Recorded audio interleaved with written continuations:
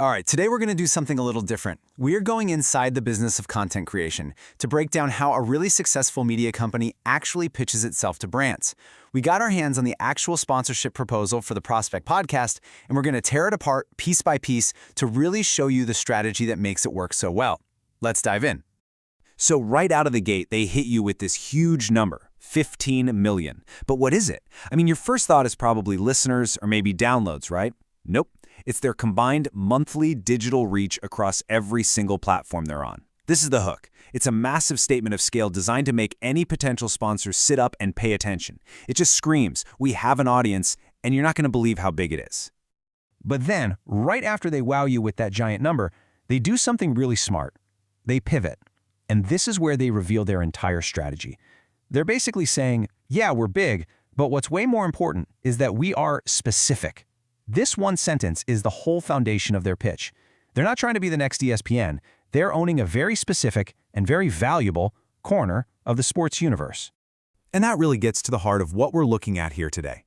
I mean, in the creator economy, where everyone has a podcast or a YouTube channel, how do you build something that's actually valuable? This deck, it's more than just a sales pitch. It's practically a blueprint for how to monetize a super focused niche audience. So let's break down the formula. So what's the big idea here? It's what I like to call the niche media goldmine. Think about it. If you're a brand that sells, say, football training equipment, which is more valuable to you, an audience of 1 million casual sports fans who might not even play, or an audience of 10,000 dedicated high school football recruits who are actively looking for your product, it's a no-brainer. The takeaway is simple. Quality and focus beat sheer quantity every single time. Okay, so you've got this idea of a niche goldmine, but how do you actually build it? What's so fascinating about this pitch is where it starts. It doesn't start with audience numbers or download charts. It starts with the hosts. Before a brand is going to trust the platform, they have to trust the people behind the mics. The very first step is to establish that undeniable credibility. And the magic is really in the combination here.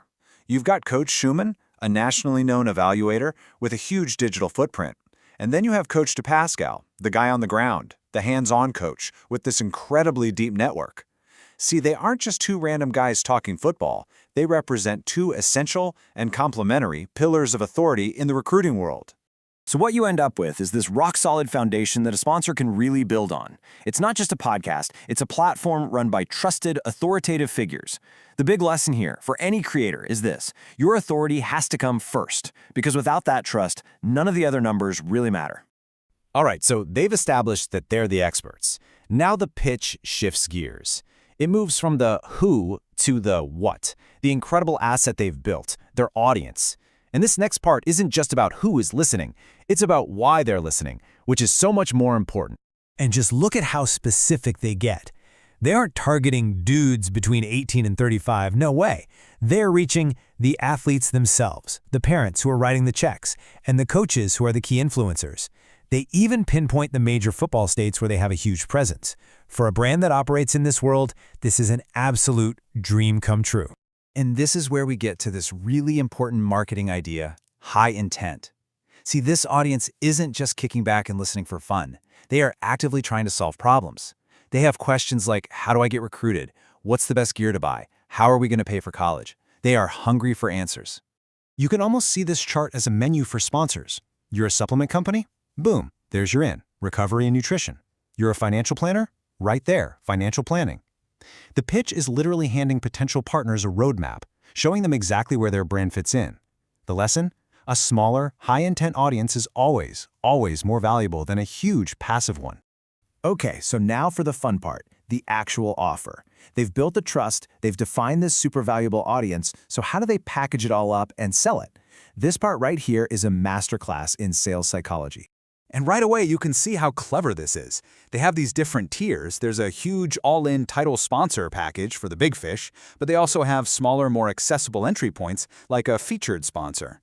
This is brilliant because it means they can have a conversation with a whole range of brands, from the major players to the smaller, up-and-coming companies. And there's absolutely no confusion about what you're buying. It is all laid out right here. If you're the title sponsor, you get the whole shebang. The presented by mention, a dedicated segment, your logo everywhere. If you're a featured sponsor, you get a powerful host-read ad right in the middle of the show. The value is tiered, it's distinct, and it's crystal clear. And then they do something that's just so smart. They literally tell you who this is for. This shows they've actually done their homework. They're not just blasting this out to everyone and hoping something sticks. They are speaking directly to the brands that will get the absolute most value out of this specific audience. All right, this is where they bring it all home. This is the closing argument. They've laid out all the evidence, and now they're summarizing exactly why you can't afford to say no. This is the final act of the pitch. First up, bam, the hyper-targeted audience. We're not talking casual fans here. You are getting direct access to active recruits, the parents who make the financial decisions, and the coaches who influence those athletes. It is a direct line to the only people who matter. Next, bam, authority and trust. An ad on this show isn't just some ad you're buying. It's a stamp of approval, an endorsement, from two of the most trusted guys in the entire game. And that kind of borrowed credibility, it's priceless. And finally, bam, multi-platform amplification. You're not just buying a spot on a podcast. Oh no, you are buying into their entire digital world. YouTube, Instagram, X, Shorts, you name it. It's not an ad spot. It's a full-blown marketing campaign. And after they've made this bulletproof case for why they're so valuable, then, and only then, do they show you the price. And honestly, after everything we've just seen, these numbers feel completely justified. The pitch has framed this not as a cost, but as a strategic investment to own a piece of the entire football recruiting world. So what's the real ROI here? What are you actually buying? It's not just eyeballs or impressions. You're buying authority in the space.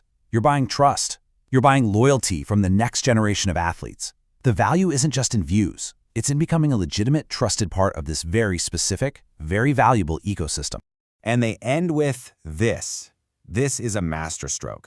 Notice the language, strategic partners. They're not just looking for any old advertiser to give them a check. They're looking for collaborators on a shared mission. It completely elevates the conversation from a simple transaction to a real partnership, which is so much more powerful. So that leaves us with this big question, right?